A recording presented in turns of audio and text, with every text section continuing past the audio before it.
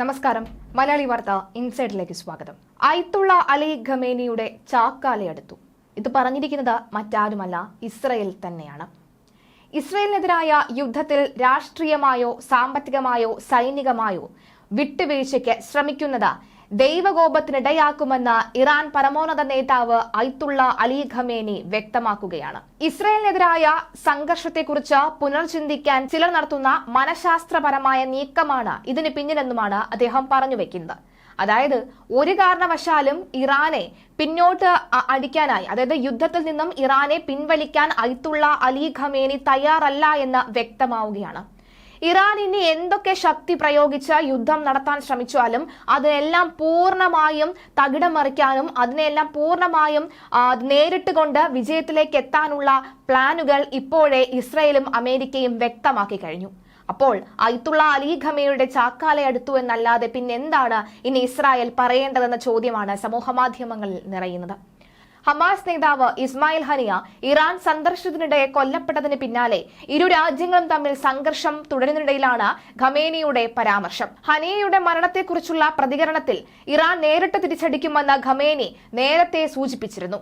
ഹനിയയുടെ രക്തത്തിന് പ്രതികാരം ചെയ്യേണ്ടത് കടമയായി കാണുന്നുവെന്നാണ് ഖമേനി ആദ്യം വ്യക്തമാക്കിയത്.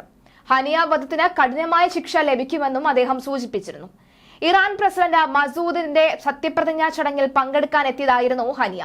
കൊലപാതകത്തിന് പിന്നിൽ ഇസ്രയേലാണ് എന്ന് ഇറാൻ ആരോപിക്കുകയും ചെയ്തു. സംഭവത്തിൽ ഇറാനെതിരെ കനത്ത തിരിച്ചടി നടത്തുമെന്ന് രാജ്യം അറിയിച്ചു കഴിഞ്ഞു. പ്രതികാരം കഠിനമായിരിക്കുമെന്നും ഉചിതമായ സമയം എത്തുമ്പോൾ മറുപടി തന്നിരിക്കുമെന്നും റവല്യൂഷണറി ഗാർഡ് മുന്നറിയിപ്പ് നൽകിയിരുന്നു. ഹനിയയുടെ കൊലപാതകത്തിന് പിന്നാലെ വീഴ്ച കണക്കിലെടുത്ത ഇന്റലിജൻസ് ഓഫീസർമാർ ഉൾപ്പെടെ നിരവധി പേരെ ഇറാൻ അറസ്റ്റ് ചെയ്തിരുന്നു. എന്നാൽ വെടിനിർത്തൽ കരാറിനായി പുതിയ ചർച്ചകളിൽ ഏർപ്പെടുന്നതിന് പകരം മുൻ ചർച്ചകളുടെ അടിസ്ഥാനത്തിൽ ഒരു പദ്ധതി അവതരിപ്പിക്കണമെന്നാണ് ഹമാസിന്റെ ആവശ്യം.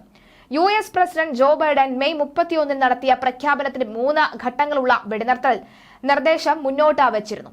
ജൂലൈ 2 ഹമാസിന്റെ കൂടി അംഗീകാരത്തോടുകൂടി വെടിനിർത്തലിന് കരട് രൂപവുമായിരുന്നു. യുദ്ധം പൂർണ്ണമായി അവസാനിപ്പിക്കുക, ഗസയിൽ നിന്ന് ഇസ്രായേൽ സേന പിന്മാറുക, വടക്കൻ ഗസയിലെ ഫലസ്തീനികൾക്ക് തിരികെ പോകാനുള്ള അവസരം ഒരുക്കുക തുടങ്ങിയവ ഉൾക്കൊള്ളുക എന്നതാണ് അന്നത്തെ നിർദ്ദേശം. എന്നാൽ ഈ നിർദ്ദേശങ്ങളൊന്നും അംഗീകരിക്കാൻ ഇസ്രായേൽ പ്രധാനമന്ത്രി ബെഞ്ചമിൻ നെതന്യാഹു തയ്യാറുമല്ല. ബന്ദികളെ മോചിപ്പിക്കാൻ താൽക്കാലിക വെടിനിർത്തൽ എന്നതാണ് ഇസ്രായേലിന്റെ പദ്ധതി. US state secretary Antony Blinken പശ്ചിമേഷ്യൻ പര്യടനത്തിനാണ് ഇന്ന് വീണ്ടും എത്തുന്നത്. ഇസ്രായേൽ താൽപര്യങ്ങൾക്കനുസൃതമായി വെടിനിർത്തൽ ചർച്ചകളെ മുന്നോട്ട് കൊണ്ടുപോകുക, ഇറാന്റെ പ്രത്യാക്രമണത്തിനുള്ള പ്രതിരോധ സംവിധാനങ്ങൾ ഏകോപിപ്പിക്കുക തുടങ്ങിയവയാകും ബ്ലിങ്കന്റെ ലക്ഷ്യങ്ങൾ. അതേസമയം ചൊവ്വാഴ്ച ടെൽ-അവീവിൽ ലക്ഷ്യമാക്കി 2 റോക്കറ്റുകൾ വിക്ഷേപിച്ചതായി ഹമാസ് അറിയിച്ചിരുന്നു.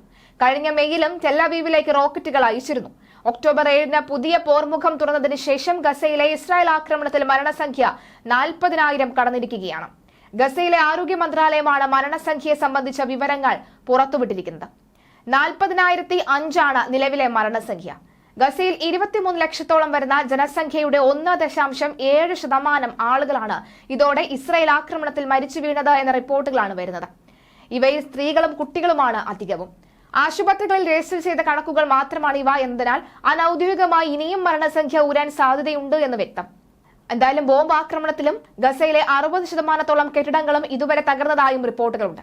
അതേസമയം ഇസ്രായേലിനെതിരായ യുദ്ധത്തിൽ രാഷ്ട്രീയമായോ സാമ്പത്തികമായോ സൈനികമായോ വിട്ടുവീഴ്ചയ്ക്ക് ശ്രമിക്കരുത് എന്ന് അത് ദൈവകോപത്തിന് ഇരയാക്കുമെന്ന് അയത്തുള്ള അലി ഖമേനി പറയുമ്പോഴും അവിടുത്തെ നിലവിലെ പുതിയ പ്രസിഡന്റ് ഇസ്രായേലുമായി യുദ്ധം വേണ്ട എന്ന നിലപാടിൽ തന്നെ ഉറച്ചു നിൽക്കുകയാണ്. കാരണം മസൂദിന് വ്യക്തമായി തന്നെ അറിയാം, ഇനിയൊരു യുദ്ധവുമായി മുന്നോട്ട് പോവുകയാണെങ്കിൽ ഇസ്രായേൽ എങ്ങനെയായിരിക്കും ഇറാനെ ട്രീറ്റ് ചെയ്യുക, അല്ലെങ്കിൽ ഇസ്രായേൽ എങ്ങനെയായിരിക്കും ഇറാനെ സ്വീകരിക്കുക എന്നത് വ്യക്തമായി തന്നെ അറിയാം. ഇറാന്റെ നിലവിലെ ഒരു സാഹചര്യത്തിൽ അതൊരു പതനത്തിലേക്ക് തന്നെ കൂപ്പുകുത്താനുള്ള സാധ്യത വളരെ അധികമാണ് എന്ന വ്യക്തവുമാണ്.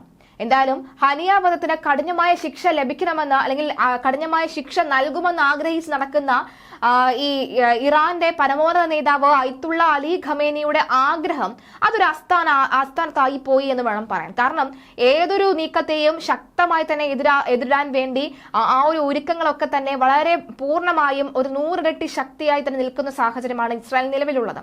അമേരിക്ക 20,000 കോടിയിലധികം രൂപയുടെ യുദ്ധക്കപ്പലുകൾ, പടക്കപ്പലുകൾ കപ്പലുകളിൽ യുദ്ധത്തിന് ഉപയോഗിക്കുന്ന ആയുധങ്ങൾ അടക്കമുള്ളവ നൽകാനും സജ്ജമായി നിൽക്കുകയാണ്. ഈ ഘട്ടത്തിൽ ഇറാൻ ഇസ്രയേലിനെ ആക്രമിക്കുകയാണെങ്കിൽ ഒരുപക്ഷെ വലിയ രീതിയിലുള്ള ഒരു തിരിച്ചടിയായിരിക്കും ഇറാന് നേരെ ഇസ്രയേൽ നടത്തുക എന്ന കാര്യത്തിൽ സംശയമില്ല. എന്തായാലും മൊസാദ് അടക്കമുള്ള തലവന്മാർ നേരിട്ടിറങ്ങി തീർക്കാനുള്ള സാധ്യതയും ഏറെയാണ്. പക്ഷേ അപ്പോഴും വെടിനിർത്തൽ ചർച്ച അതൊരു ഒരിടത്തും എത്താത്ത രീതിയിലേക്ക് കാര്യങ്ങൾ നീങ്ങുന്നു എന്ന് വേണം പറയാൻ.